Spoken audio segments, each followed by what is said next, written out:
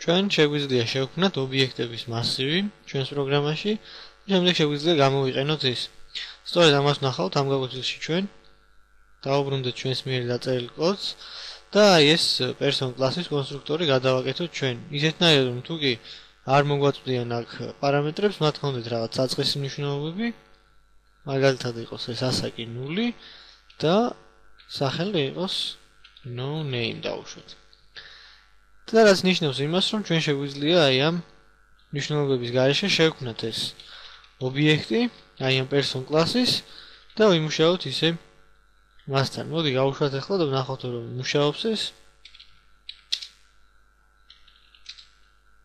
და მართლაც იმუშაოთ ჩვეულებრივად.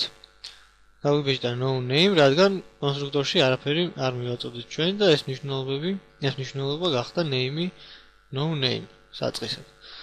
ახლა მოდი შევქმნათ ეს მასივი, აი ამ person class-ის ობიექტების.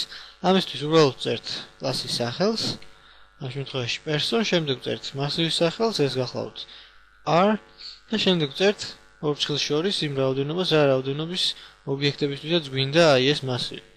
მოდი დავწეროთ ახლა 3 და გავუშვათ ეს ჩვენი პროგრამა.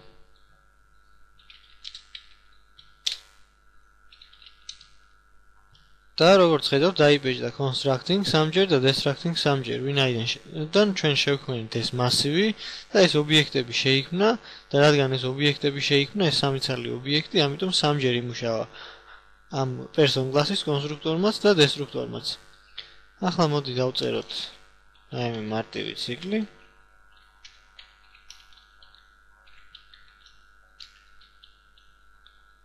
და ამ ციკლში უბრალოდ აი ამ მასივის ყველა ობიექტს, აი ამ name ცვლად ვივანჯოთ ესეთი მნიშვნელობა name plus აი ეს ინდექსი. ესეთი სახით. და დავწეროთ ასევე მეორე ციკლი, საიდანაც უბრალოდ დავბეჭდავთ აი ამ სახელებს. ანუ ეს ნიშნავს იმას, რომ ამ მასივის იური ელემენტისთვის ჩვენ უნდა გამოვიძახოთ ეს მეთოდი print name. გავუშვათ და ვნახოთ ახლა როგორ იმუშავებს ეს ჩვენი პროგრამა. ჩვენ აქ დაგვავიწყდა, რომ ეს მნიშვნელობა, ეს int ტიპის მნიშვნელობა უნდა გადავიყვანოთ ჯერ string-ში, რომ შევძლოთ აი ესეთი რაღაცის გაკეთება. რომ დაიბეჭდოს ანუ name და შემდეგ აი ამ int ტიპის ვლადის რიცხვითი მნიშვნელობა. მოდი დავწეროთ აქვე პატარა ფუნქცია ჩვენ,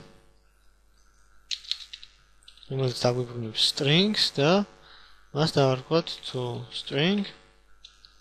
აი აქ გადავცემთ int ტიპის მნიშვნელობას, რაიმე ის და ახლა მოდი დავწეროთ ამ ფუნქციის ტანი. ამისთვის ჩვენ დაგვჭირდება string stream-ი,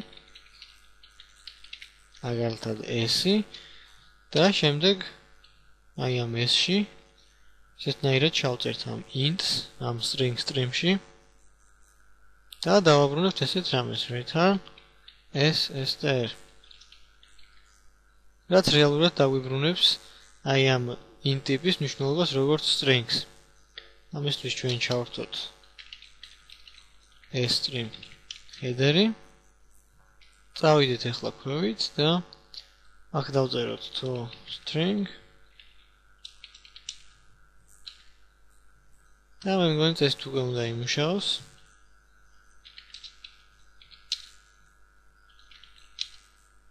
და მართლაც იმუშავა, დაგვიბეჭდა name 0, 1, name 2.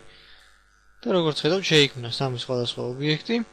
შემდეგ მათ name ცვლადებს მივანიჭეთ სხვადასხვა მნიშვნელობები.